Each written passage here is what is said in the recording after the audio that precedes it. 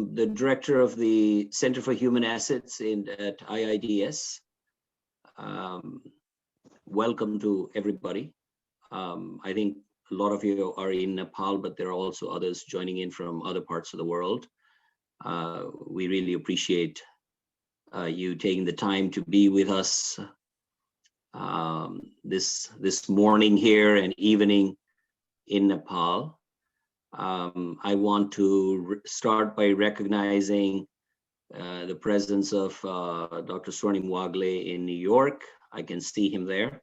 Thanks for joining. And also Dr. Biswas Gauchan, who's the Swarnim Wagle, of course, our chairman at IIDS, and Dr. Biswas Gauchan, who is our executive director at IIDS. Thanks also for joining. We're here to hear and listen and interact with two highly distinguished speakers on a very important topic, which is how do we improve learning outcomes. It's an extremely important and pertinent topic. First, I think the thrust of this is going to be at education at the lower levels, pre-university education, basic education. I think that's the thrust, and that's important because that's the foundation for all other education. It's the foundation for going and getting jobs. It's where you get your skills and competencies. So that's a critical area we all understand and know. It's also important. The other dimension that they'll be tackling is learning, and that's important because not just for individual success, but also national development. Ever since Eric Hanushak's work came out, I think in the mid-2000s, talking about the role of cognitive skills in economic development, where he compared the line that just showed the association between attendance and economic growth versus more learning and economic growth, and the line is much stronger with learning and cognitive skills. So it's very essential, and we all understand that. All of the governments these days understand it, and development partners as well. So critically important areas. This is especially pertinent, we think, now because, and IIDS is doing this now because we understand that the government and the development partners in Nepal are moving ahead with the next cycle of planning for education. And so listening to these distinguished colleagues would be very, very valuable, we hope. And we hope that some government colleagues hopefully are joining, or development partners as well. And we will have this available also for the future. So this might be useful for them. So what do evaluations say, when we evaluate programs, policies and programs from around the world, including randomized controlled trials, including other forms of evaluations? We need to learn cost-effective policies and programming through these examples, and that is one of the areas that we will be touching on today. However, these initiatives in themselves may not be adequate to produce sustained transformations in our countries. For that, it is very essential that we consider more of the system level view of how to do these things. So what are some of the more system level issues that we need to consider as well at the national level? That is something that we will also tackle today. And the first one will be tackled by David Evans, and the second one by Ritva. But we will actually start with the system level view. I just don't want to take too much. You didn't come here to listen to me. So I want to get going with Ritva first. I want to introduce Ritva and Dave one after the other, and then we'll move on with the presentations. So Professor Ritva Reinikka, Finnish national professor of practice at Helsinki Graduate School of Economics, Most of you have read their bio, so I don't want to take all of, I don't want to read all of this, but was with the World Bank for 2 decades, from 93 to 2013. One of the main pieces of work that she did at the bank was to co-direct the 2004 World Development Report called Making Services Work for Poor People. I certainly think that that was one of the best, if not the best. Dave is there with the other World Development Report as well, but I certainly think that the one that Ritva co-directed was probably one of the best and had the biggest influence over the decades in development. She was also country director and also director of human development in the Africa region, where she was my boss when I was at the bank. She holds a DPhil in economics from the University of Oxford. So we're very pleased, Ritva, that you've joined us. Dave Evans, Senior Fellow currently at the Center for Global Development, working on education, health, social safety nets. He was also more recently involved in co-authoring the World Development Report 2018, which was learning to realize education's promise, and also coordinated impact evaluation work for sub-Saharan Africa when he was at the bank. I would imagine he's still affiliated with the bank, and he received a PhD in economics from Harvard University, specializing in economic development and labor economics. So welcome, Dave, to the session. Just a quick word on logistics. I think we're going to have Ritva start on her system level view, 25 minutes, and I'll warn you when your time is coming up. And then Dave will go next for another 25 minutes. And then we will have a break of about 5 minutes. This is how we've structured it, in the sense that we would like you to start sending in questions in the chat as you're listening to the speakers, and we will be consolidating them. And when we take the 5-minute break before the question and answer session, we will consolidate them, and then we will ask those questions to the speakers.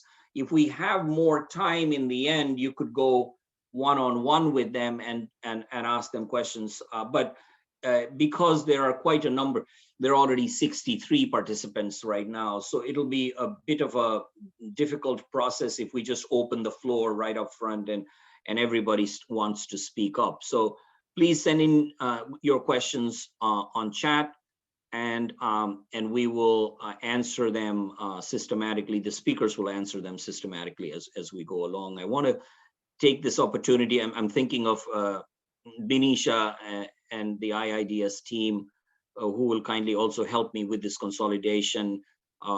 Thanking Benisha also for organizing this whole thing, because I will likely forget doing that towards the end. We will have a final concluding remarks by Dr. Bishwas Gauchan, who is our director at IIDS at the very end. So that is our process, and we will get started right away now with Ritva and your presentation. Thank you very much, Arun, and thank you everyone who are participating. Good evening.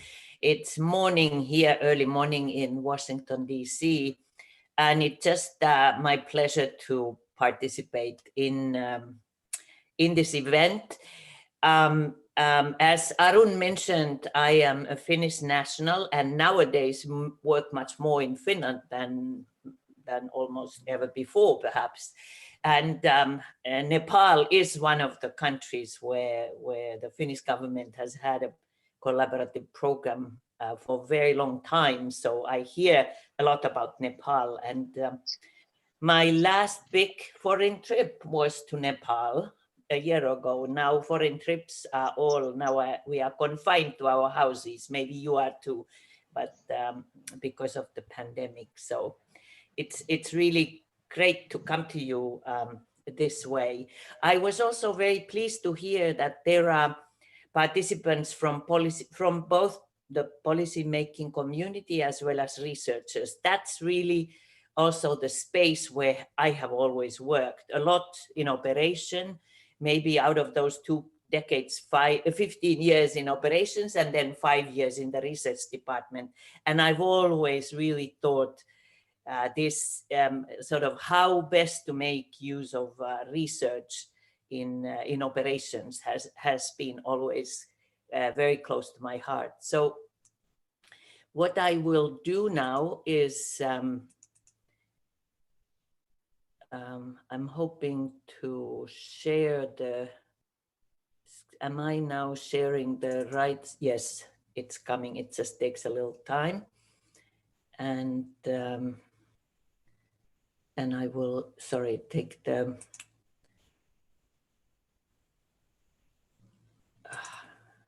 it's really, okay, now, sorry. Let's go to the beginning. Now, very good. So I will just also put my timer on and talk about, as the topic was given, to how to improve learning outcomes, and talk a little bit about conceptual frameworks and system especially, and then some diagnostic evidence on the system. So I talk less about really solid research papers and research findings, more sort of how we view things and what kind of diagnostic. Some of that diagnostic data can then be used for analysis and really research. But so that's the topic I have been given, and the way I will try to bring maybe a little bit of sort of historic, how these things have developed, but also the very latest from, I have been closely involved in a big research program that I will talk to you, and it's an international public good. So I want to just advertise it a little bit so that you can really make use of it. But first, Arun mentioned the World Development Report 2004, which really looked at service delivery, perhaps more on the supply side than had been looked at before. Before, analysis used to be on the demand side much more. So this brought the supply side, and the accountability triangle may be very familiar to some of you.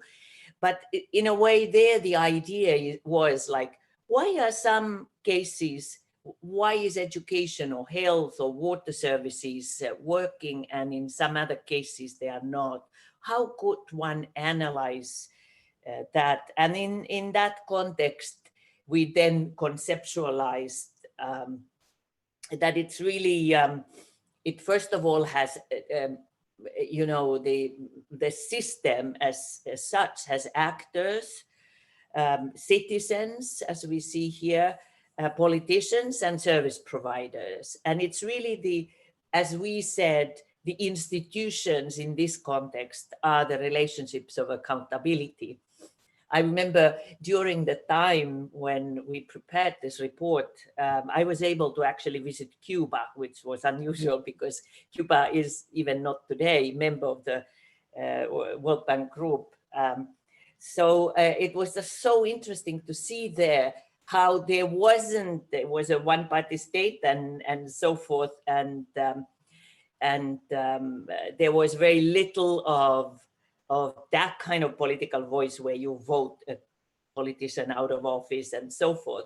But the compact, the relationship was so strong between policymaker and providers that their health and education systems actually work tremendously well. So So so what we did then, we kind of used this framework a lot to analyze, look at the politics of things, look at the kind of principal agent relationship between the policymaker, let's say the Ministry of Finance, and then the education system, looked at also management within the system. And the idea here was really that market takes care of many things. In educations, there are market failures, and then governments intervene. But when governments intervene, it's no longer the short route, it's the long route of accountability. And there are many more things that can go wrong there when you really take tax money, give it to the government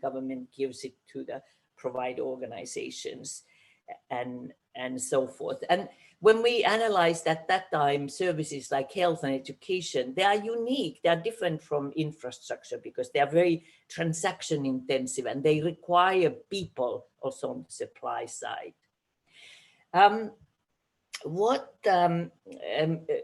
This next picture just really takes the same thing, same triangle, and this is actually used in the research program that has to do with systems, education systems. It's called Research on Improving Systems of Education, which is a big, huge research program of 8 years on the subcontinent. India and Pakistan are part of it, Indonesia, Nigeria, and so forth, Vietnam as well. In a way, the triangle type of thing of seeing things lives on in this RISE very vividly. Here is just to give you an idea of how RISE has this research program, RISE, it's led by Lard Pritchett, and it has really a large number of researchers involved, but they use this type of the same framework, but they put these sort of principal agent relationships, like economists tend to call them, politics between the citizen and the politician, compact between the politician and the provider organization. Then there is the management relationship within the, say, education system, and then there is the client power with the direct relationship between, let's say, parents and the schools. So these are the components, but then there are also, what is it in each of these relationships? So there are really, it depends on, so in this program, something specific for education has been added, but there are these design elements that each relationship has to have, which is delegation. So there is a delegation from the principal, let's say the policymaker. Does the policymaker say, I want every kid to school? That is the delegation I'm giving to your education system. Or is it actually quality? And when many of these systems are being analyzed, very, very often, the system is really, the real delegation is the numbers, enrollment, rather than learning. But there is the delegation, then finance. The finance has to fit then the delegation. There's information, how is the performance, what actually happens.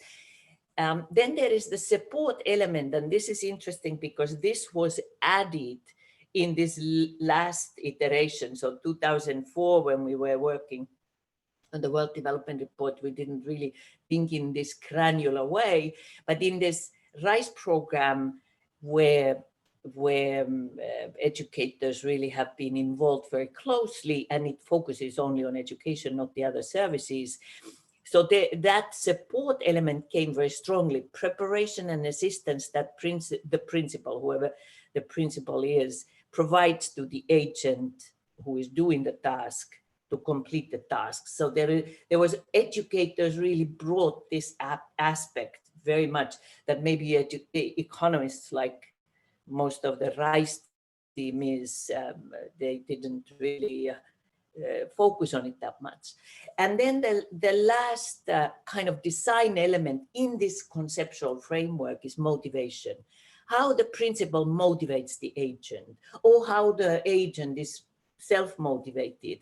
You know, you may know that my home country, Finland, is kind of an education country, and ever since it has done very well in the PISA international OECD evaluations. It has kind of been considered, and finally, I guess it itself also considers it an education country. And there really the teachers are very autonomous. They are highly educated, and they are kind of in the same position as doctors. They are very proud of their profession, and also other people consider them really highly professional people, and they are very much self-motivated. And there is often a discussion that when you are very self-motivated and autonomous, it's then the measures those principles, let's say, they have to really take this into account. So I think one of the new things that really has come from the context of the RISE program is this concept that the system for learning has to be coherent. The system, the each accountability relationship, the politics, the compact, the client power, they have to be coherent across these elements. So my first point actually has to do with the design elements on the y-axis or on the left, so that the system needs to be coherent. That if you delegate something like learning, then financing, information, and motivation, as well as that support, has to be really consistent with that. If there are inconsistencies, which many systems have, then you really pay for one thing and expect another. Mm-hmm. And similarly, there has to be a coherence in these columns, sort of in the politics, in the compact. There has to be a coherence so for the system to deliver learning. And let's say if the teachers have different roles, I mean, I work myself a lot in Africa, and there are some countries where teaching has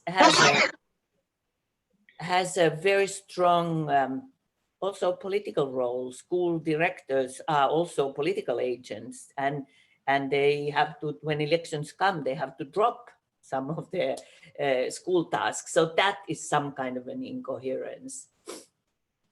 I wanted to just show, this is the WDR 2018, which Arun mentioned, and really Dave Evans helped to write. That's another conceptual framework. It's very much related to what I was talking earlier, but Dave will talk much more about it. So I just wanted to show it in that context. But in that framework, there are like the immediate factors or causes of learning. They are the teachers, the learners, the school inputs, and school management. And then there is this wider blue circle that is really the deeper causes, that is the whole society. I often think when I now look at much more the Finnish system as well, it's like a reflection of society also, the education system. It's really how it works, and learning it comes really from the deeper causes. This is also very similar to me, the way of thinking, because like when you think of why some countries are prosperous and why others are not, So in a way, the institutional explanation says that every economist knows that it takes human capital, physical capital, technology, etc. Those, and then you ask, why is it that those things are not there? And then you come with this institutional explanation that it's actually the relationship between those who have the power, the civil society challenging that power, and you know, it's like a much bigger issue. So I see this kind of thinking here in the WDR framework, but less about that. Okay, then in the context of the RISE program, which really has delved in the last 6 years into learning much in the broader sense. So what it does, it's one can divide when you tackle this huge issue of learning. It's a really big issue, as we've seen from those frameworks. You can look at its symptoms, you can diagnose it, and then you can look at therapeutics. You can look at reforms that can actually help have made an impact on learning. So I just wanted to show you two things about symptoms of the learning crisis. Learning crisis, you call it a crisis, so it means like, it kind of gives a feeling, oh, there's something urgent in here, but it's actually a UNESCO term, I think, this learning crisis. Some of the symptoms, and these come from really that 2018 WDR, I always like this picture to see how the learning across the world is. There's no one single measure that would, like GDP, every country has that, but learning doesn't have that. But this Dave's team put this together, you know, for as many countries as they were able to. Here are the high income countries. There in basic education, in math, most kids learn like over 90%. But then you look at the other groups of countries. So you see upper middle income, lower middle income, and low income countries. Learning is really, really different. In low income countries, it's like 14% on average, but then you see a huge variation there as well. So that's just like one way of looking at the symptoms of the learning crisis. Here is another example of that this comes from a diagnostic, in a way, you can say, I guess, diagnostic. These are the so-called learning profiles, which is a newer tool where you see that when you progress on the horizontal axis to school, this comes from Indonesia, it's like primary, junior, secondary, etc. So when a student progress, how much more do they learn? And in a way, the really, and Indonesia is one of the countries in the RISE program, the stunning and disconcerting finding is that that actually the learning really tapers off after sort of a few number of years in schooling, and doesn't, the learning profile is very flat, very shallow.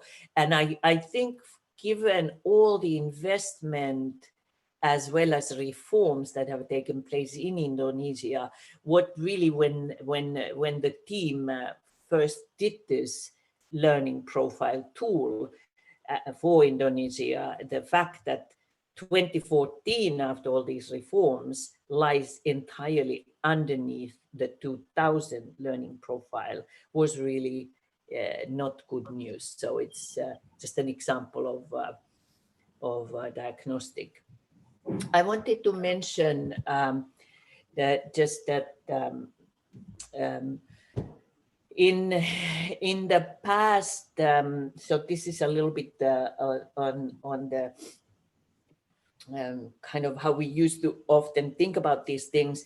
So we often thought about things in when working with the initial World Development Report is that there are two things that affect poverty fundamentally. It's economic growth. It's very closely linked in practice to poverty reduction. And then there is public spending.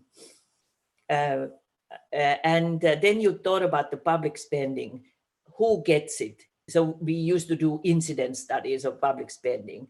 Then there was this category of things where I was initially involved. We did the very first one. Does money reach the front line?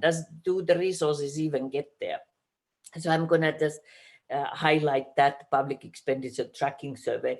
It was already done, I think, 25 years ago when we did the first one, but it's still being done. I was just engaged recently, not much, but a little bit on a new one in Bangladesh, in your neighborhood. So I'll just say a couple of words on this, but then there is the performance, and then the whole issue of demand from families, demand for education. So we used to think that those four things really matter for the fact whether you get, results and learning out of public spending. But what has happened really when these expenditure trackings, they answer just a very narrow set of questions. And when we used to do those, at that time, school surveys were not common. This was one of the very first sort of school surveys that focused on it. And you just wanted to know, does the capitation grant get to the schools or not? And we did the very first one in Uganda, but subsequently, I think India also did a very, very big survey. And they really found out, often when you do these, you don't have the hard allocation rule so that you know that this is what should have happened. Did it happen? It's a very much softer allocation rules that there is procurement from the center, from the maybe province level, if you have that kind of structure, donors put their inputs. It's just almost impossible to even know. But this, of course, is just really focuses on one element of things. And even if money reaches, it may still have very little impact on learning when you look at the big issue of learning. But this is a lot of survey work we used to do, and many UNICEF and others do now. We then and it's a diagnostic of one kind. It's like initially in the Ugandan case, it came from the situation that the country was very forcefully doing budget reforms and improving budgeting. And then after many years, you ask, does this have any meaning for the people in the village or man in the street? So it came from that kind of operational context. But then in diagnosing, thinking learning outcomes are not that great, what is it that goes on there? So we then moved into looking at much more actually what the teacher, still on the front line, but what the teacher does. And we have a program, it's still in the World Bank and actually expanded from Africa. It was initially just in Africa, Service Delivery Indicators, which collects a massive data set. And these data sets are made publicly available in the microdata platform that the bank holds. But what does this really, what we wanted to do is focus not on diagnosing kind of what happens in the system with following some money, but rather looking at still on the front line, but what do the schools do? I get a message, you are okay, good.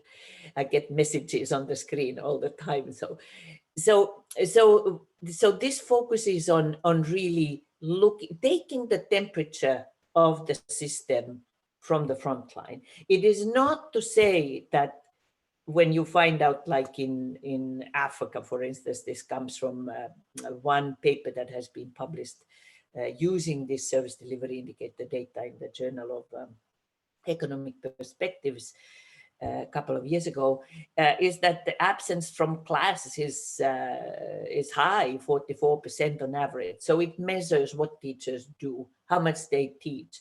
And I work a little bit in Mozambique. So in Mozambique, the teaching time was supposed to be 4 hours, 21 minutes on average across these are nationally representative surveys, but in reality it was 1 hour, 43 minutes because of the absences, both first from school and then from class. So these are usually observational studies and then also surprise visits. So this is like a package of survey tools where you can take the temperature of schools in terms of what teachers do.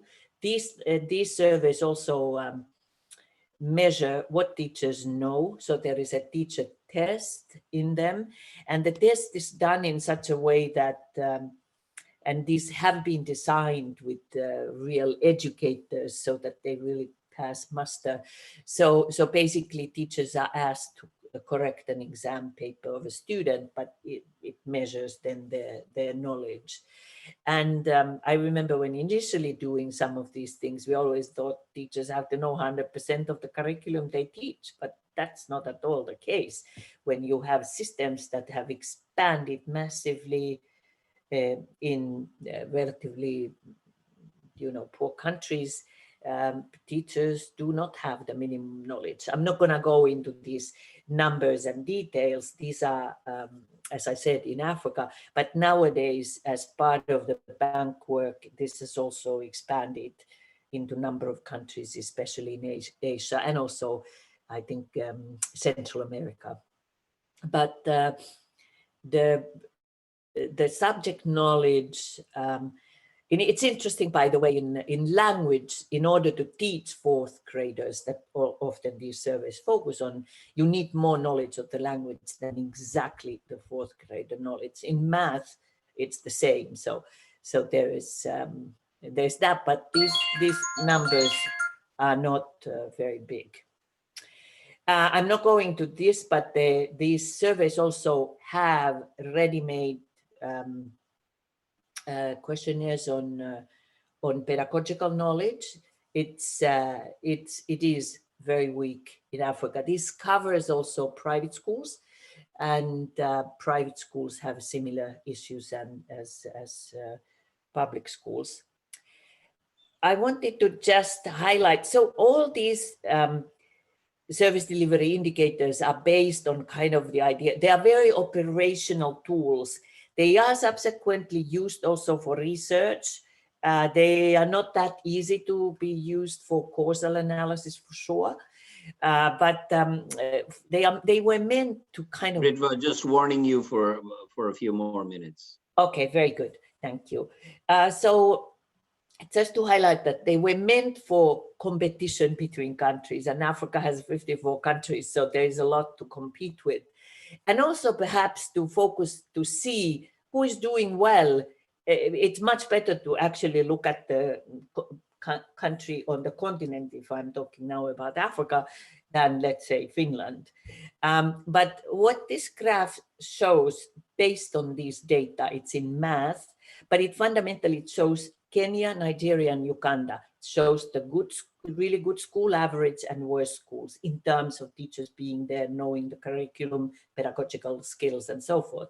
And this always really shocked me in the sense, for someone who has worked a lot in Africa, is that the worst Kenyan schools are better than the best Nigerian schools. So I often say, always, please visit Kenya, see what they do. And this is just the final graph. This is really not to at all go into it, but I want to leave it with you. And this is brand new, comes from this research on improving systems of education. And I just want to say the general point that when calculations and simulations have been done, that because when we have sustainable development goal, which says access and quality, if access to all world children is gotten to grade 10, which is the objective, and nothing is done to the systems as they are today at the moment, it won't bring much more learning at all. I think in these simulations, they show something like 9 PISA points, which is really, really little. So the point is that there has to be change in the system in order to learning really also blossom, that the access increase alone won't do it. And this is kind of a little bit, I basically recommend that when you want to look into some things, visit that RISE website. They put everything there. There's actually probably a little too much material, but it's all brand new. And here is just the summary, particularly on one of the most important therapeutic findings, which is universal early conceptual and procedural mastery of foundational skills. One of the big issues as therapeutics they come up with is really this focus on foundations. Get the best teachers, teach the lower classes so that when you learn to read, you can read to learn and so forth. So thank you very much.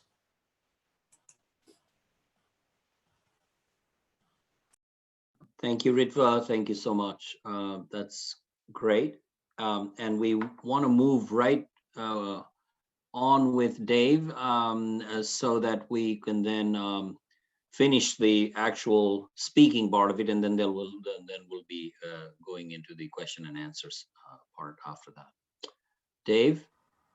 Great. Thanks so much, Arun. Thanks so much for having me. Good evening. It's a pleasure to be here with you. And so I'm going to complement this work that Ritva has just shared with some of the evidence from experiences that countries have had in trying to overcome this learning crisis.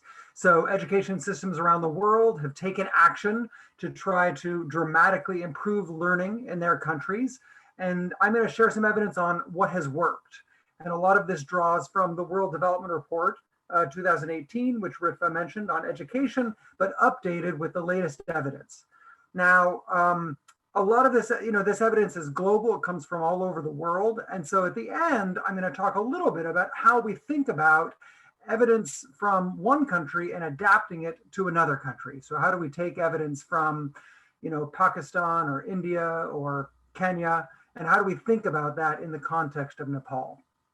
So as Ritva highlighted, there is a well-documented learning crisis. Some people argue about that term. They're like, oh, is it really a crisis? Well, if my kid were in a school that had the kind of learning outcomes that we see in a lot of these schools around the world, then I would definitely call it a crisis. And I think we owe nothing less to parents in every country.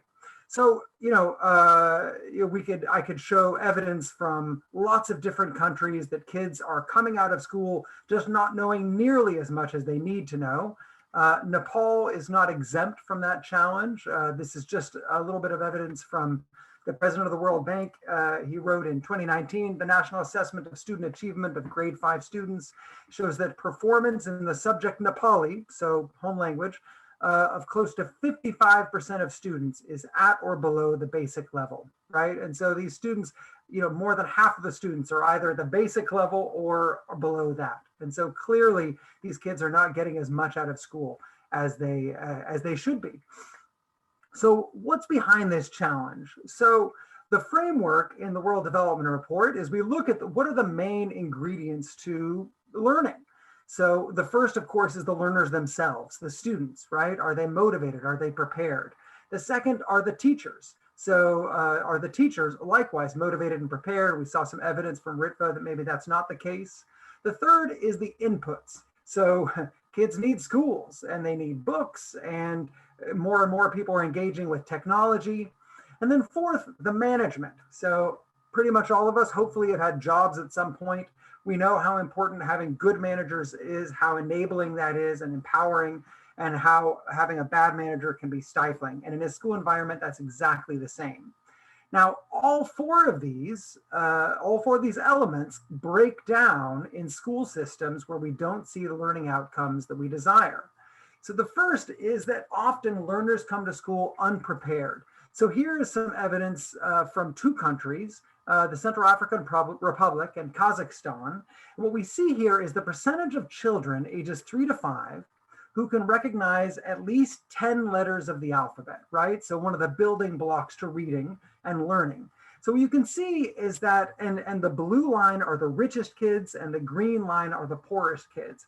And what you can see is that at age 3, the richest kids already have a larger vocabulary, better letter recognition than the poorest kids, but they're not too far apart. But by the time kids get to age 5, the difference is dramatic, more than double in both countries.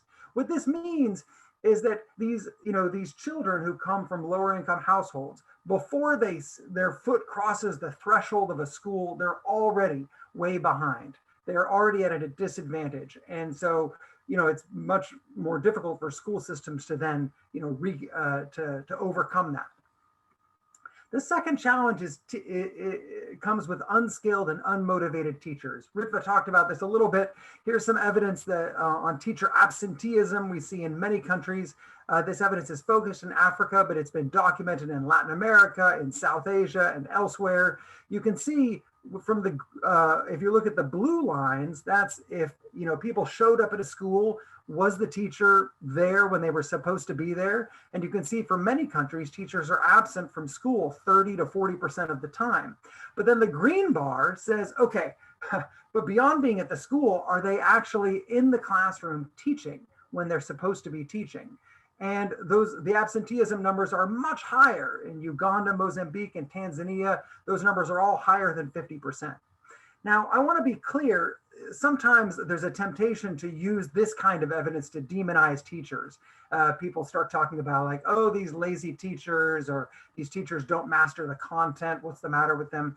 So Ritva talked a lot about systems. These teachers are part of a system. And so, if I have a job, and if nobody cared if I ever showed up to my job, if there were never any consequences for me showing up to my job, if nobody ever paid any attention to my performance, there's a pretty good chance I wouldn't show up at my job that much. Even more if when I'm supposed to be doing my job, my boss sends me out to do election work or some sort of other community work. That's exactly what happens to teachers. If teachers are unprepared, the problem is that we have an education system that hires teachers that don't have the requisite skills. If teachers aren't showing up to school, well, it means we have an education system that doesn't put any consequences and doesn't communicate to teachers that it's actually important that their main job is to be in the classroom. But still, regardless of the reasons, if teachers aren't in the classroom teaching, it's pretty difficult for students to be learning. A third cause of the learning crisis comes through school inputs. Now, I've been working, I spent about 12 years at the World Bank, and in that time I worked with governments in many different countries on their education programs.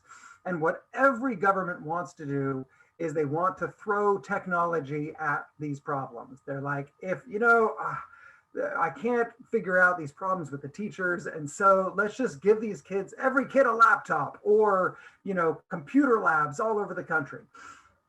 School inputs so often don't actually affect teaching and learning. So there was an evaluation of a one laptop per child initiative in Nepal. The exposure to computer-assisted learning had no impact or even a negative impact on student learning, non-cognitive skills, and attendance. So sometimes these inputs, actually are worse than nothing at all. And it's not just technology. I worked on a study in Sierra Leone, and there's another study in Kenya that showed that providing textbooks didn't actually have any impact on student learning. If the school inputs are not designed to actually affect student learning, and they're not integrated with what teachers are doing and with what the learners need, then they won't have any impact. And then the fourth way that education breaks down, learning breaks down, is through management. So when you have management that doesn't affect teaching and learning, in a lot of countries, school principals or head teachers basically see their role as an administrative role. Maybe they're checking attendance. In a lot of countries, in Indonesia and other countries, the role of head teacher or principal is not selected based on merit, but rather it's a political appointment, sometimes a reward for having done a great job getting votes for a recent election. What we do see is, what you can see in the figure on the right is for a bunch of countries around the world, researchers measured the management quality in schools, and then they also measured management quality in manufacturing firms. So the blue line is manufacturing firms, the green line is schools. And what you can see here is that in every country, the distribution of management scores for schools is far to the left, which means those are far lower than in manufacturing firms. So we manage our schools far, far worse than we manage our factories. And this is true not just in Tanzania and India and Brazil, but it's true in Canada and the United States. This is truly a global learning management crisis. Okay, so that's a lot of bad news. What about the good news? So like I mentioned at the beginning, countries around the world, education systems, not just countries, states, districts, have been experimenting with ways to try to improve the quality of learning. So I'm going to talk a little bit about some of the evidence in each of these four categories: learners, teachers, and inputs, and management, and what we have evidence of works. Now, specifically, which evidence is most relevant in a given place goes back to Ritva's point about diagnostics. So every country faces different problems. And so unfortunately, there's no one silver bullet that, oh, if we just implement this teacher incentive program, it will solve every country's learning crisis. Unfortunately, that's not the case. We have to diagnose, and then based on what we learn in that context, then we implement appropriate solutions. So the first is ensuring that learners are prepared and motivated. So the key principles here are first to make sure that we have systems in place to provide early child nutrition and care so that we close that gap between rich and poor kids before they get into the school system. The second is making sure that we remove financial barriers and demand side incentives. And the third is to provide information on the returns to schooling. I'm going to talk a little bit, I'm going to give an example of each of these. So first, early child nutrition and care. So there is a large body and increasing evidence that providing stimulation to kids in early childhood can make a huge difference in their school performance and then subsequently in their later life. So a program in Jamaica where people went and visited every couple of weeks. They visited homes of poor children and they played with the kids a little bit. They demonstrated to parents how to play with their kids in a way that gave them intellectual stimulation. That program led to 25% higher earnings in adulthood. If you just think about that impact for a moment, that is enormous. So this is an intervention that took place when these kids were just a few years old, before they'd even entered school, and it made a massive difference for these kids later in life. There are other programs in Kenya, for example. A recent evaluation gave mothers in rural areas storybooks and taught them how to tell stories to their children, even if the mothers were non-literate, right? So how to use the pictures to make up their own stories based on those. And those led to big gains in student learning. There are a lot of effective interventions to improve children's performance even before their feet cross the threshold of the school. So the second that I'll mention has to do with removing financial barriers. So cash transfers are an extremely common and effective way to get kids in school. Now, Ritva said, and it's true, that if you get kids into a low quality school, then they're not necessarily going to learn that much. And that's absolutely true. That said, if we don't get the kids in school, then even as we improve the schools, there's very little chance that they'll be learning if they're not in school. So getting rid of those financial barriers by providing cash transfers and eliminating school fees. So at the primary level, almost every country has eliminated school fees at this point. But most countries still have a number of unofficial fees that restrict the poorest kids from actually consistently accessing primary school. And so, yes, cash transfers aren't going to solve your learning crisis, but without getting those kids in school, nothing else will either. So the third intervention I want to talk about has to do with information. So if we have surveys from many countries where people ask, parents about education, and most parents say, yes, I want my children to get an education. But interventions in several countries have shown that providing information to both parents and students on the return to education. So, most kids who finish university earn this much money. Kids who finish high school earn this much money. Kids who only finish lower secondary earn this much money.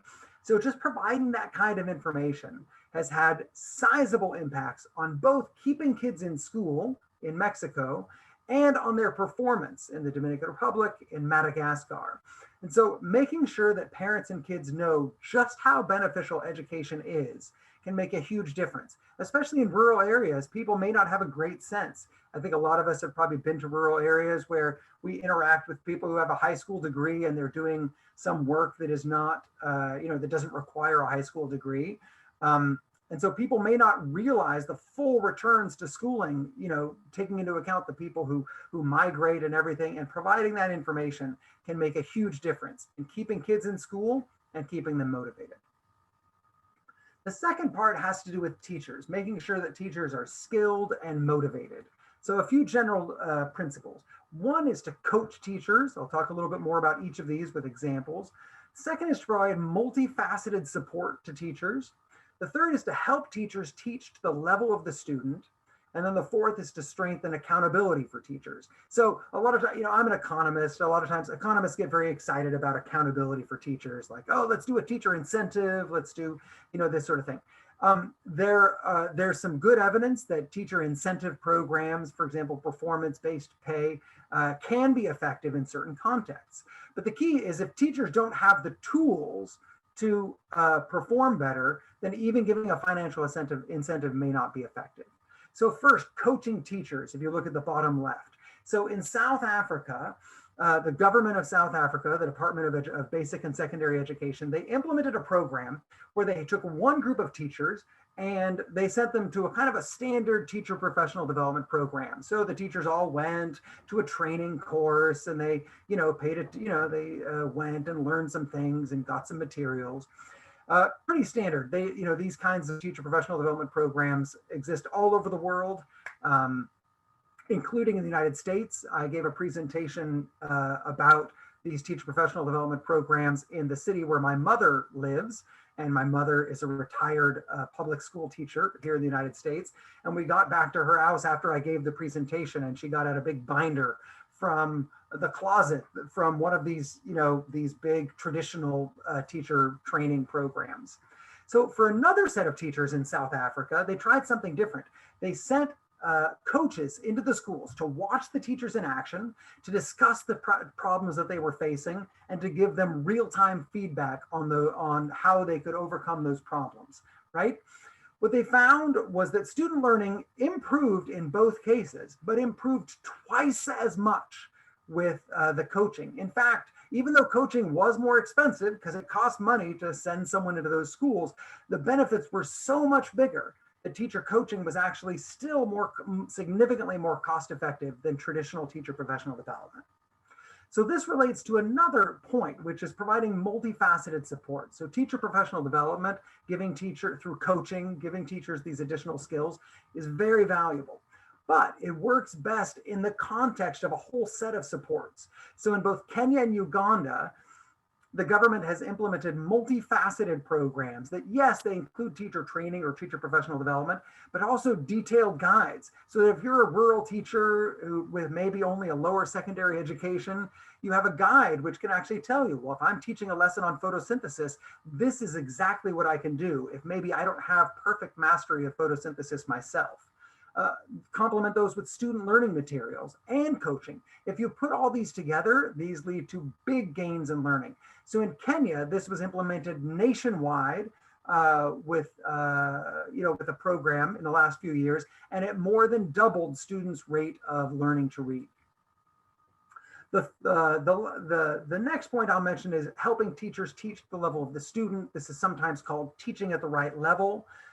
There have been programs implemented at scale in Ghana, in India, basically saying, well, how can we make sure that teachers are actually teaching students at a level that they understand? Now, you might say, well, isn't that, what other level are teachers teaching at? What we find is if you go into a classroom in India or in Kenya, you will find that in one 5th grade classroom, you will have students who are at the 5th grade level of learning, but you'll also have students who are at the 1st grade level of learning and everywhere in between. So if you're a teacher, how on earth do you effectively teach students at 5 different levels of learning? So there are a number of interventions that help with this. So one that was implemented at a large scale by the government in Ghana was to bring in teachers' aides who then for just part of the day would divide the class and would take the half of the class that was performing less well and provide targeted instruction to those kids at the specific level that they're learning at. Another way that this was implemented in India was with summer literacy camps for those kids who had fallen behind, giving them during the summer holidays, giving them several weeks of targeted, concentrated instruction by teachers' aides. There are a lot of ways to do this, but it is possible to make sure that teachers have the skills, the support, and the motivation that they need to be effective. So the third element is making sure that school investments complement students' learning from teachers. So the key here is that additional inputs should complement rather than substitute for teachers. I have seen governments around the world try to, hey, let's just, go around teachers. I have never seen it work at scale. The second is that technology has to be implementable in the current education system to achieve more learning. So I had an experience in one urban state in Brazil that I was working with, where the government was like, hey, we want to monitor our teachers and students. They're all going to have swipe cards. So then we'll know when they've come into the classroom, they'll swipe. When they leave the classroom, they'll swipe, and we can make sure teachers are on task. And, it sounded fine.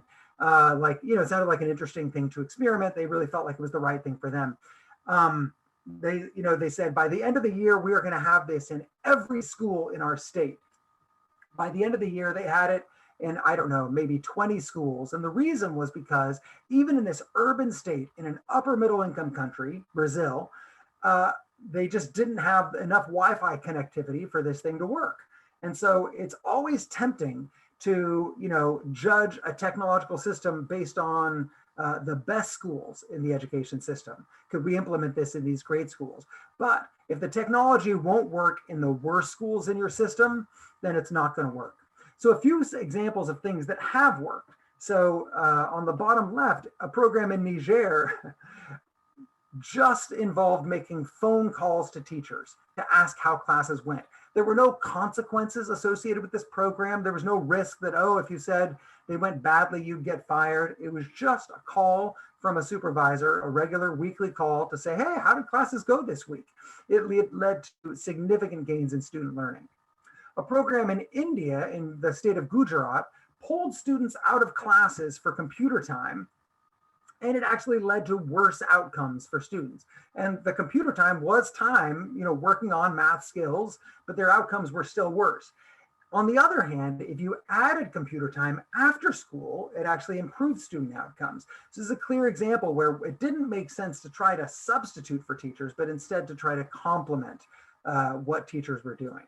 And then as we talk about learning, another area that often gets a bad rap is constructing schools. People are like, I don't want to talk about constructing schools. Like, what's that going to do? That's not very exciting. Well, what we see is that in places where there aren't enough schools, school construction can actually have dramatic impacts on student learning, especially for girls. As we get to upper primary and lower secondary, we find that often girls don't have, families are more hesitant to have girls travel long distances to schools. So having schools nearby in Burkina Faso, in Niger, in Afghanistan, led to big gains in learning. So I'm leaving out management here for just a moment. And the reason I'm doing that is because we have great evidence that better school management is associated with better student learning outcomes. We also have evidence that what that means is that head teachers who take on a role as pedagogical leaders, not just administrative officers. So head teachers who are involved in setting goals with their teachers and observing classes and providing feedback. Of course, this only works if head teachers have been selected based on their pedagogical ability. If it's just a reward, a political reward, then this doesn't work. So we have good evidence that that's associated with better student learning. The evidence on how to achieve this is still relatively nascent. So there is some good evidence. So for example, in the municipality of Sobral in northern Brazil, it was one of Brazil's worst performing education systems. And over the course of about 10 to 15 years, it transformed into one of Brazil's best performing education systems. And one of the key things that they did there was they switched head teacher selection, so school principal selection. They switched it from a political appointment to a merit-based appointment that was based on teachers passing a test and passing a series of interviews. And they attribute a lot of that gain to this improvement of selecting better school principals who can better manage teachers as pedagogical leaders. So the evidence is still young on that, but it is clear that management matters and that it's possible to improve it. And I'm waiting to see from more countries, what's been effective in different places to improve school management. Okay, so I've talked a lot about evidence from a lot of countries that are very far away from Nepal, from Brazil and Niger and South Africa and Mexico. So how do we think about bringing all that evidence from far away to one's own context? So there's some great work that Marianne Bates and Rachel Glenister wrote a couple years ago that proposes a 4-step process to take evidence from one place and see whether it might apply in another place. I'm going to talk briefly through the 4 steps, and then I'll talk about how we might think about applying them in education. So here's an example. So here are the 4 steps. The first is we say, okay, there's this program was very effective in Mexico. Well, what's the theory behind the program? Like, what's the problem it was trying to solve, and why did it think it would work, right? So do local conditions, if we're thinking about bringing evidence from Mexico to Nepal, do they apply for that? Do they hold for that same theory to apply? Does Nepal have the same problem that Mexico is facing? And is there a good theoretical reason to think that the same solution might work?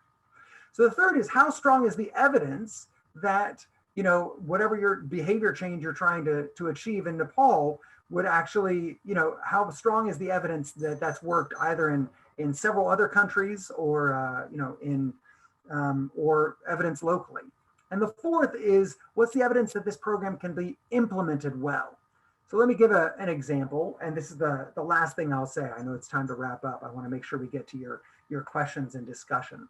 So a program that's been very effective in both India and Ghana at scale is teaching assistance for remedial students. So that's how you have these classes with students at lots of different levels. Let's bring in teaching assistants. They're cheaper than teachers. They have less training and education, but we give them, they're basically tutoring remedial students, right?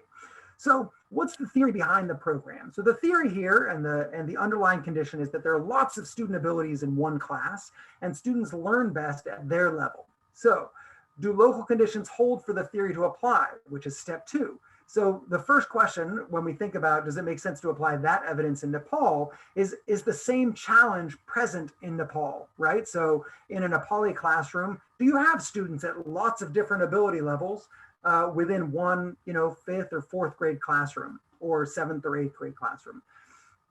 So then the step, so if that's true, if it's not true, if you say, oh, well, in Nepal, actually the classrooms are quite focused, students only advance if they've mastered the material, well, then you wouldn't necessarily want to use this program in Nepal. But if it is true, then the third step is we ask, well, how strong is the evidence for the required behavior change? So for example, is there local evidence that students learn better with targeted instructions? Or if there isn't local evidence, do we have evidence from several different studies? So for example, with teaching assistants for remedial students, we have evidence from India, from Ghana, from the Gambia, from a number of other countries, certainly from high-income countries as well, from the US and elsewhere, that this can be very effective. So in that case, we have a lot of evidence that providing teaching assistance can really help remedial students. So even if we don't have evidence from Nepal, if we have a lot of evidence from lots of different countries, then we're more confident that it might work. And then the fourth is, what is the evidence that it can be implemented well? So I could tell you story after story of examples where there was some program that was effective in one place, and then it was implemented badly in another place, and it didn't work. So a great example, actually, Ritva talked about how in Finland, teachers have a lot of autonomy. So South Africa wanted to improve its education system, and it sent its education leaders to Finland like everybody else did, to learn from the Finnish system. And one of the things they took away from that was teacher autonomy. The teachers have a lot of autonomy. Now, in Finland, not only do teachers have autonomy, they also have lots of training. It's a very selective profession. It's very difficult to become a teacher. It's very prestigious, like Ritva talked about. So in South Africa, that's not the case. Teachers don't have as much training. They don't have, it's not as difficult to become a teacher. And so implementing a program of giving teachers a lot of autonomy or freedom was totally ineffective in South Africa because it couldn't be implemented well. And so that's the fourth step, is to question whether or not a program that's effective in Mexico or India, whether that program could be implemented well in Nepal. So only if these 4 steps are satisfied does it make sense to then bring a program from one place and implement it in another. If one of the steps doesn't apply, so for example, the program can't be implemented well, the question is, well, is there some other program that solves the same problem, that overcomes these same challenges, but that can be implemented well? Okay, so I just want to leave you with this point. Evidence-based interventions that are incorporated into systems can dramatically boost student learning. So I've provided some examples here. There are many more depending on the specific challenge that one is trying to overcome. And so the key is to diagnose, like Ritva talked about, with instruments that help us understand what the challenges that students and teachers face, and then to adapt evidence from other places and try them locally and test and evaluate and see whether they're working and be open to change and iterate. Thank you very much.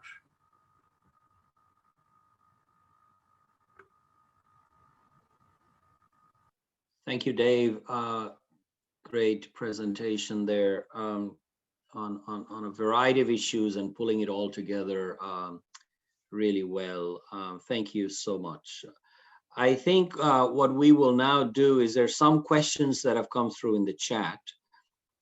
We will take a 5-minute break if we could, and then we'll come back and we will start to ask some of these questions to our speakers. And that's what we will do. So, and then we'll have about half an hour. So let's come back at 9:05 DC time, which is in about 5.5 minutes or something, and then we can go from there. Okay, and then we'll have 25 minutes of answering questions. If we have time left, then we will also have like face-to-face. We'll just open the floor, but that might be difficult given that we are getting some questions in. Talk to you soon.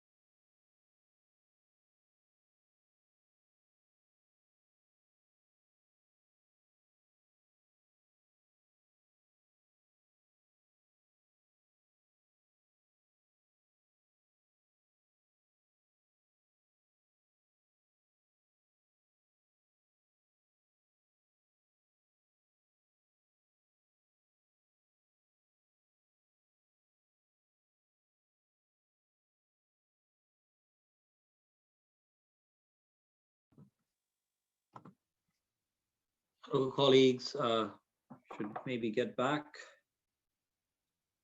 and start our questions.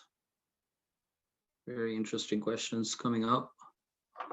Maybe we'll start with one or two for Ritva, and then we'll go to one or two for Dave, and then maybe in some of them, both of you can chime in. I would say, because that would be very helpful, because both of you will have from your perspectives what you think about certain things. So we could start with one which says from Mr. Ramacharya, in Nepal and most developing countries, we've seen large government failure in education. The quality of public education compared to private schools in Nepal and compared to global standards is worse today than in the past. When we consider the systems approach, the function of the system is determined by the weakest part. What do you think is the weakest link in Nepal? And or I would think in your experience in other countries, that you see the interventions will yield higher improvement. So we're talking about, when you're talking about the systems approach, he's saying they're probably the weakest sort of link. And what might be, in your experience from other countries, might be the weakest link. You might not know exactly what the weakest link in Nepal is, but in your experience, what are some of the weakest links you might have to focus on? Thank you, Arun, and thank you for the question. It's not an easy question at all. Okay, I'm gonna give a sort of a more general answer. It's interesting to kind of, when we are now having these two presentations and just when looking at these frameworks, and also having been engaged in the RISE program at some level, we are much more able to say about the immediate courses, there's a good, Dave provided, a fantastic expose of the various various things that have been tried and worked or haven't worked and how they could be applied.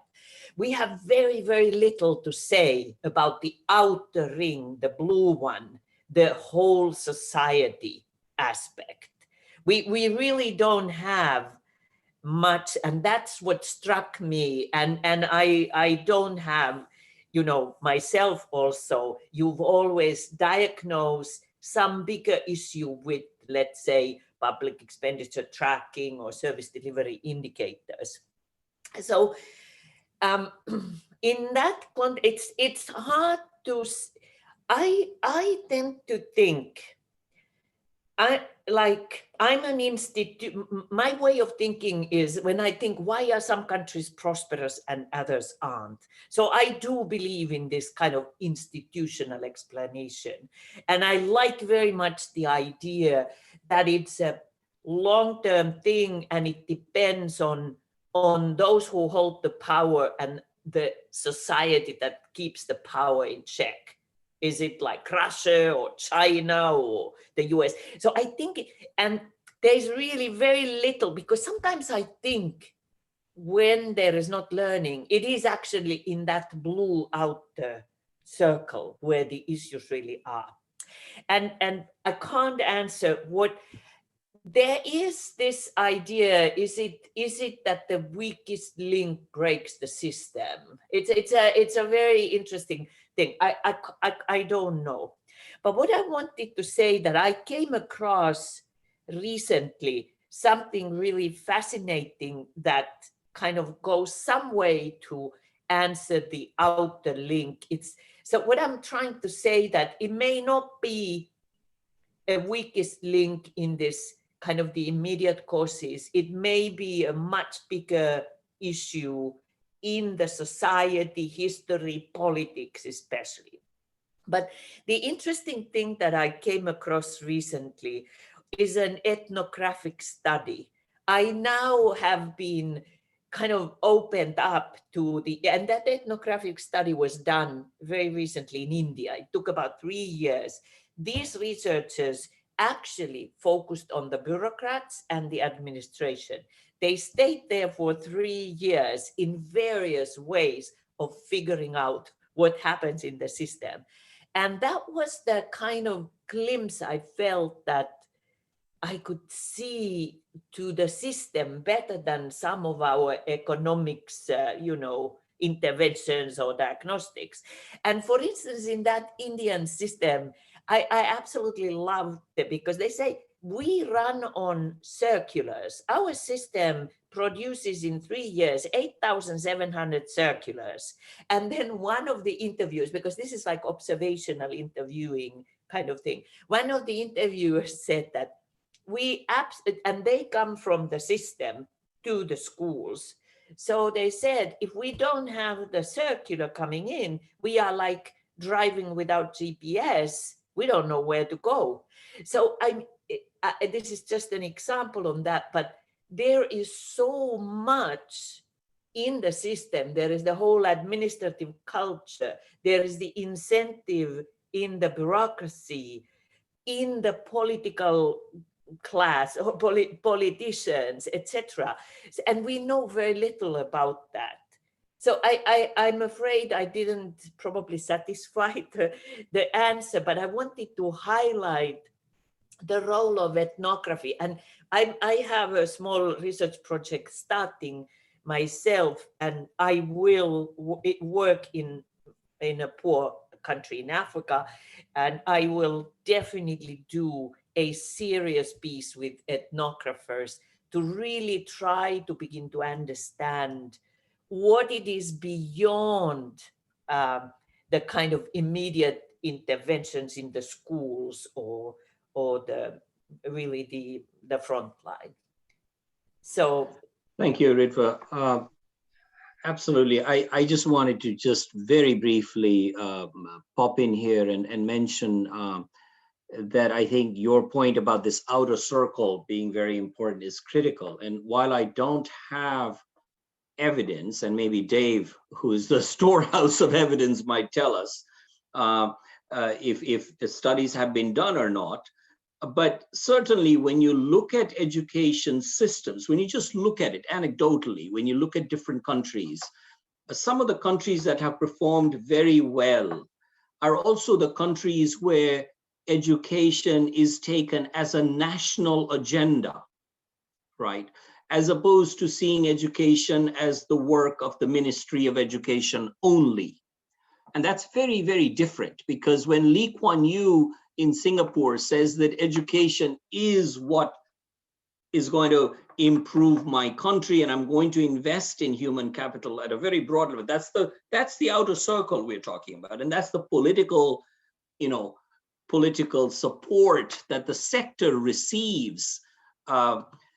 And coming down from that very high level, you can also come down to the level of the finance ministry. Does the finance ministry see education as a critical element, or is it just, historically just doling out some dollars, and that can fluctuate over time based on what other sectors need? Or is education continuously sustained with high inputs?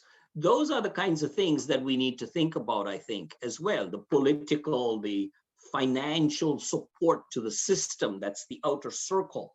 Of course, there's also the cultural and the social aspects of it, like you mentioned as well. And so they're not weak links, but they're like sustaining factors for the sector to function well. And then we can move towards more sustainable outcomes. Anyways, I want to move on to another question. This is a very specific, quick one for Ritva, and then we move on to Dave. Are there any findings or the kind of total percentage resources, the variability that actually gets to the, in the pets? I think this is related to the pets, that the wastage versus what actually gets to the local level. and for the actual education. Do you have some, what is the range that you might see there? The range really varied, and in some countries, like in India, for instance, what the bets really delivered was the fact that no one had any idea what was supposed to come. So it revealed like the system, and it all started actually in the Indian case when they wanted to work at the school level, and the school community decided to give all the labor, provide lots of inputs as well, but then they wanted, the agreement was that the government sends a small grant. They, over the year went, and the community was mobilized, but the grant never came. So that's how they went into a big exercise and looked at it. Of course, I guess in my case, the story still gets repeated. In Uganda, the capitation grant per student didn't really reach, 87% didn't reach. But because that was a reform-minded government, they were shocked by this finding. And they acted, they started putting newspaper adverts. They are still there. I've seen them also in Sierra Leone in the newspapers when I was visiting Sierra Leone some years ago. But they put newspaper adverts and told parents that, and community local politicians who actually captured the funds, that send a message that, by the way, we are watching. So it was this thing that that I know. So then that capture vanished. We did actually research on that also. And what happened with that capture was that it was the stronger, wealthier communities who were able to get something. The poorer ones didn't get anything. But then when the information campaign went wild and it was known that this thing is happening, then after that, it wasn't regressive anymore. So that's obviously, that's like long ago.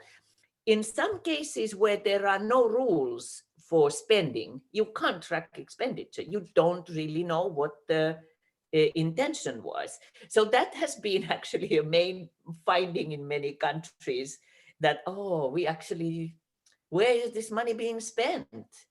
But it's harder to capture funding for staff, but like in Uganda's case, because I did a lot of work there, so 20% of civil service were ghosts in terms of teacher payroll, which was centrally managed. So that gives the idea, like this cash was easier to capture.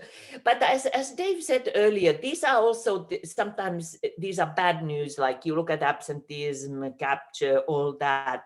I start feeling like, I don't want to be against the teacher, because many of them are highly motivated and then they enter the system. And I think we in the future need to do a better job to understand what makes that system,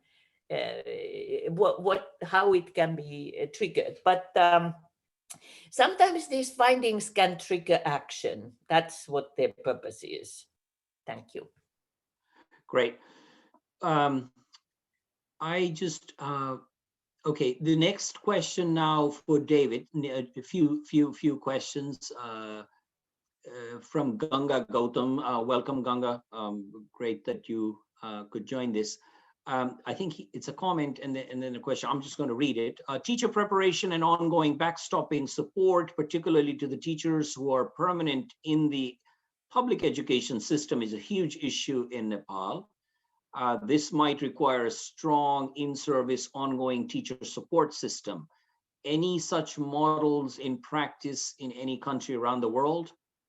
Because he says training in isolation does not help. It needs to be school-based, more of the coaching and mentoring on a regular basis. So the type of teacher training and all that, Dave.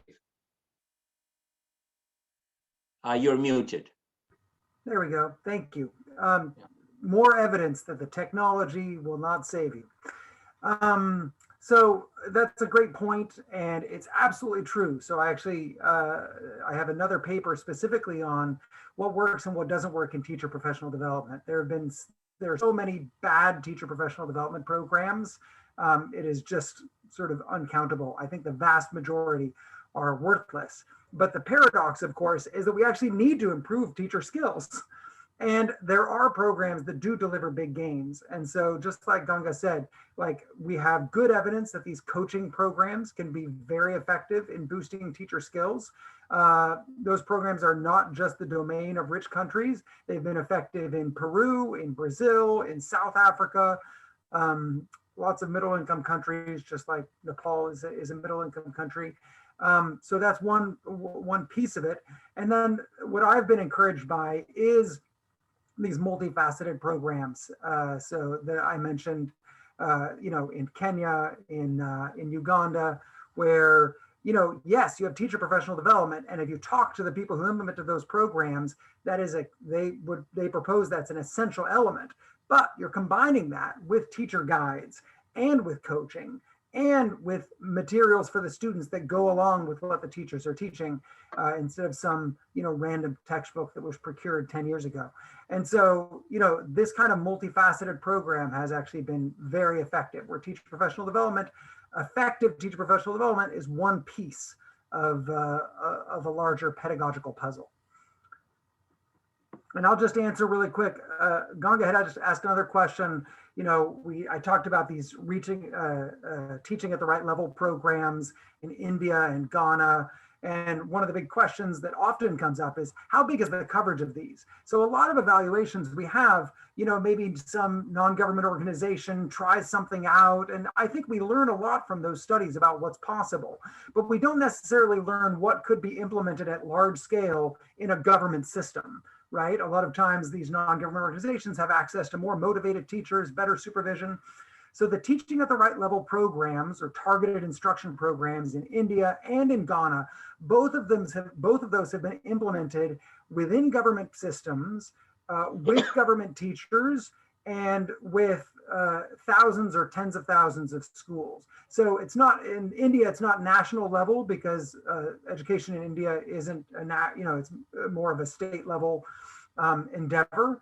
So I don't remember the exact sample sizes, but these are both programs that have been effective at very large scale within government systems, which gives me a lot of encouragement. Great. We have another one from Professor Alok Bora. I'm just going to read this. Your finding says that the gap in learning for young children between the rich and poor households starts with relatively smaller starting line gap, which then widens as they enter higher grade. I wonder if investing in the quality of mothers' input in quotations, might help narrow the starting line gap. I'm also curious to see if the input or the output assessments were done for boys versus girls. That is, if the learning gaps, example for girls, were wider than for boys. Great questions. So we have good evidence that mothers with more education are more likely to pass that on to their children in the early years. So that's absolutely true. So there are a couple of ways that you could think about that, investing in the mother input. So one way is just investing in girls' education now, so that when those girls are mothers, their kids do well. And there's evidence from Indonesia. They built a whole bunch of schools in the 70s, and now the women who benefit from those schools have kids, and those kids are doing much better, those children of women who benefited from this school construction program. So, that's one piece of it. Another way to do it is a more direct intervention now. So a program in India worked on adult literacy for mothers, and then looked at the impact on their children's school performance, and found positive impacts on there. It wasn't completely transformative, but still a positive benefit. And obviously there are direct benefits to the mother as well. And then the third way to think about that kind of intervention is, those are both investing in the skills of the mother. The other is investing in the practice of the mother. So there are a number of interventions, like the program in Jamaica that I mentioned, where you have visitors come to the home and basically coach moms in terms of how to provide stimulation to their kids, regardless of the literacy level of the mothers. And those programs have also been very effective. I have not seen gender disaggregation of this, growing divide in those early years. I'm sure it's been done. I just can't pull those figures to mind right offhand. I think that the biggest gaps in gender performance tend to appear later in schooling. That's my intuition from my reading, but I can't point to a specific study.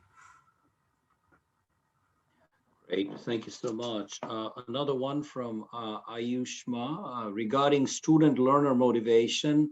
You mentioned many interventions based on far future payoffs. I wonder if there are also effective, impactful interventions based on motivations through immediate or near future payoffs as well. Be this an incentive for the parents or students themselves? So not saying that, okay, well, they earned more 40 years later, but rather, more immediate, I guess. Absolutely. Great questions. So first, I will just say that these programs, even talking about the future payoffs, and this isn't, if you're talking to, a lot of these programs, we're talking to lower secondary students, and we're basically saying, hey, if you stay in secondary school, then, 5 or 6 years from now, you'll be earning more money, right? And so, and those programs, there's some variation, but they're incredibly cheap. And some of the other questions we got were about how you do this. So they're incredibly cheap. And in many places, they've been very effective. So, I would say it doesn't seem like the fact that the payoffs are a few years away is actually a big obstacle. Now, that said, there are a few programs that have tried more direct incentives. For example, student incentives for test performance, like either some in-kind, you get a reward, whether a payment or some books or something like that. So there's a program in Togo, a low-income country, that implemented a program like that was quite effective. There are also, that's one piece of it, is providing those kinds of incentives. So evidence in the United States shows that when that incentive is provided, makes a huge difference. So students who received an incentive right after the test, it was very effective. Students who were going to receive the incentive a couple months after the test, it was much less effective. And so there's variation on that. I have not seen a system implement student short-run incentives at scale. And so a number of places have sort of experimented with this. Teacher incentives have been implemented at scale. I haven't seen student incentives implemented at scale. People do have, I think, legitimate concerns about, crowding out, making it all focused on the payment. I don't think that means we need to throw them out the window, but I think that's part of the reason people are cautious about those programs. Thank you, Dave. I'm looking at the clock, and we are 3 minutes from closure. There are a few other questions. Unfortunately, colleagues, we may have to take that offline. We might be able to answer those from Dave and Ritva, if their time permitting, quick sort of answers, and we could share those back with you. Benisha will kindly help coordinate that. I don't think we can keep moving because we did promise to end on time. I would like to request our Executive Director, Biswas Kauchanji, to say a few concluding remarks. I really want to thank from my side the speakers. Really appreciate your taking the time to be with us. I want to thank, as I said, Benisha, for organizing this along with the IIDS team. Fantastic work. Thank you for that. And I want to thank all of you for taking the time to be with us. Because without you, we wouldn't have this, and we hope that you enjoyed it and it was interesting for you. And we are here. The Center for Human Assets at IIDS will continue to do this every month or so, every 2 months or so. We will have another, other topics as we do in other areas as well. So looking forward to having you back. And we are here to also answer any questions, any areas for collaboration, all of that. We're all for that. So please send us messages on that. So thank you from my side, and I want to hand it over to Biswasji for his concluding remarks. Thank you. Thank you, Dr. Joshi. Namaste, everyone. We had a fantastic session today. And let me start my concluding remarks by thanking Professor Ritva, Reinikka, and Dr. David Evans for accepting our invitation to present their findings of the research on improving learning outcomes in developing countries. It's simply amazing to listen to our distinguished speakers today. The virtual platform has made it possible for us to connect with the brilliant minds across the world and interact with them on very important issues like what we discussed today. I would like to thank Dr. Joshi for leading and moderating webinar series on human development. He himself is an eminent human development expert with an outstanding career in the World Bank. These webinars are made possible because of the contribution of Nepali diaspora with excellent academic and professional accomplishments such as Dr. Joshi and Dr. Abhidit Acharya, the Associate Professor of Stanford University, who is leading the IIDS monthly webinar series on economy, politics, and public policy. Through their support and those of our fellows, IIDS is at the forefront of organizing webinar series on a range of very important public policy issues. Please do join us next Monday in our regular monthly webinar series where Mr. Maheshwar Shrestha, the researcher in the World Bank, will present his paper on benefits and risks of low-skilled international migration. As we are nearing the completion of the major renovation of our campus in Mandikatar, and as the risks of COVID-19 subside with the rollout of vaccination in the coming weeks, we are planning to resume our talk series that our chair, Dr. Swarnim Wagle, introduced to supplement these webinar series. I would like to thank all the participants for accepting our invitation to attend today's program and making it successful. Your participation would be instrumental in sustaining and shaping our future series. Last but not the least, I take this opportunity to thank Ms. Vinisa Nepal for coordinating this webinar series. Thank you very much. Bye-bye. Thank you. Bye-bye now. Bye-bye. Thank you. Thanks so much, everyone. Great questions.